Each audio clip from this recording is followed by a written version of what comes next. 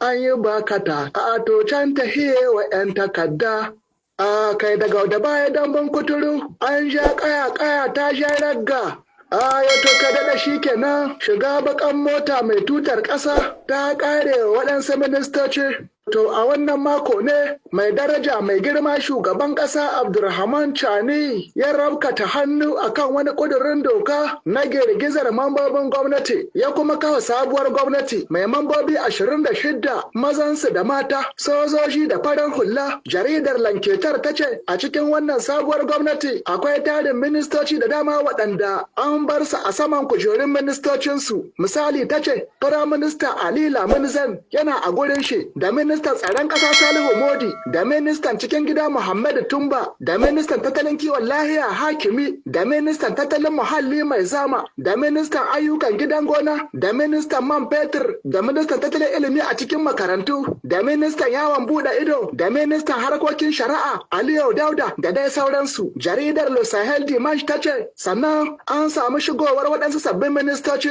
a cikin wannan gwamnatin musamman ma da shigowar matasa a ciki cewa da shigowar matashi Sidi Muhammad Al-Mahmud a matsayin ministan matasa da wasannin motsa jiki da matashi Aji Ali Salatu a matsayin ministan sadarwa da shigowar dan farar hula Abdullahi Saidu a matsayin ministan kasuwanci da shigowar Farfesa Sidiku Ramatu Jarmakwai Saini a matsayin ministan tattalin al'umma da kula da ayyukan agaji da kyautata yanayin zamantakewar al'umma da shigowar Ali Ben Salah Mahmuda a matsayin ministan sake daidaita tafiyar harkokin neman ci gaban wannan ƙasa, bunƙasa al'adu da kyautata kulawa da ɗabi'un zamantakewar al'umma da shigowar Kanal Abdulkadiri Ahmadu Dauda a matsayin ministan ayyukan gyaran gari da ayyukan gine-ginen gidaje na hukuma da shigowar Farfesa Farma Mummuni a matsayin ministan makarantun koyon ayyukan hannu da shigowar ƙaramin minista na tattalin arziki da kula da kasafin kuɗin gwamnati cewa da Mamman Sidi. Jaridar Lanketar ta ce a cikin sauyin ministocin da aka yi an canza ministan harkokin kasuwanci an take ministan urbanism. Wannan minista dai mai kula da harkokin gine-ginen gidaje da ayyukan gyaran gari ministan urbanism an karkare shi sannan aka yi waci da ministan sadarwa aka yada karamin ministan buduje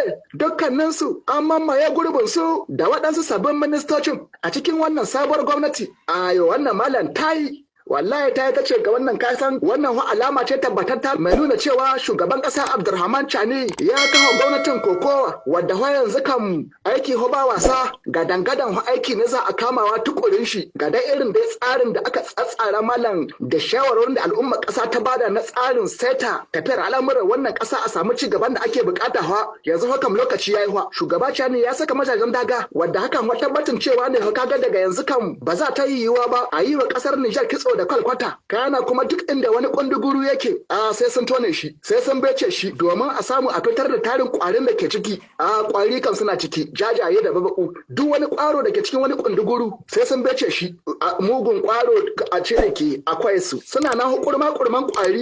mai yan takarda a bincika mai girma shugaba Chani yan Nijar na baka goyon baya 100% daman ko gashi al'ummar kasar Nijar ta iya kai makaho kashi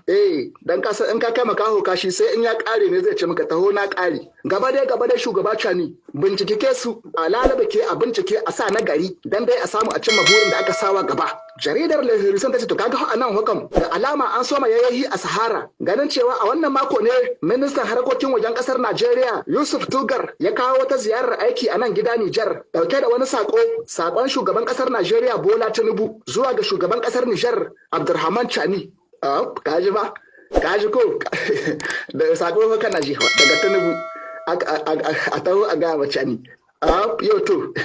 kana jiwa ta ce ka san tun dai a lokutan baya kasar Nijar take maganar cewa hukumomin kasar Najeriya sun gama kai da kasar Faransa domin a haddasa wannan kasa ta Nijar tashin hituna a iyakan Nijar da Najeriya ko da yake ma dai ga irin bayanin da shi ministan harkokin wajen kasar Najeriya kin ya bada ya kawo wannan ziyara a Nijar ne domin neman bin hanyoyin da suka dace a bi na a samu a ga cewa an shirya an daidaita komai da komai tsakanin Hassan da Husaini Najeriya da Nijar irin da waccan hulɗa da aka sani tsakanin kasashen guda biyu a ga cewa an maido ta an manta da komai an wuce wurin kace to a dai hattara a yi hankali